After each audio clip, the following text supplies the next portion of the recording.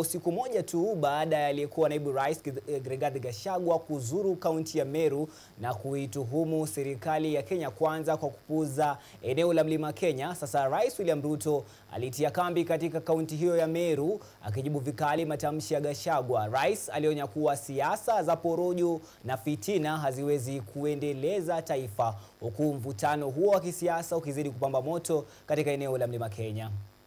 Harambee!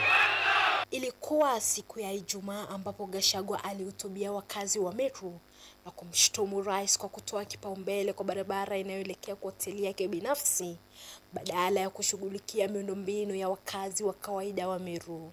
Hakuna barabara hata moja amejenga hapa Meru.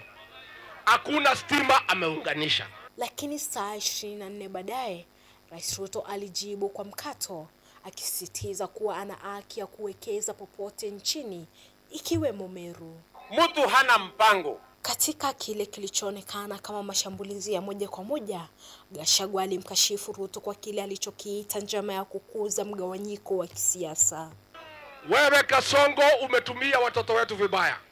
Rais Ruto akubaki kimya, aliwashambulia wapinzani wake akiwaita watu wasio na ajenda ya maendeleo, akiahidi kuangusha asubuhi na mapema mwaka wa 2027.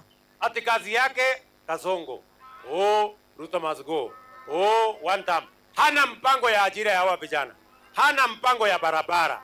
Hana mpango ya kilimo. Katika harakati za kuzima moto wa kisiasa, mrithi wa Gachagua serikalini Profesa Kithure Kindiki aliungana na Rais Ruto akimtetea kwa kusema na uhuru wa kuwekeza alikopenda. Na kama umepata mali ya kuinvest hapa Meru, invest. Na sio Meru town peke yake, other towns ambao unaweza leta investment, we welcome you. Alikosoa vikali wapinzani wa serikali akisema hawamfahamu rais, hawamwelewi na kwamba atawaonyesha kivumbi.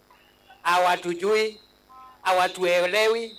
Nataka nikuje nisimame hapa peke yangu, ninyoroshane na hao wanaume, niwapeleke mbio mbio.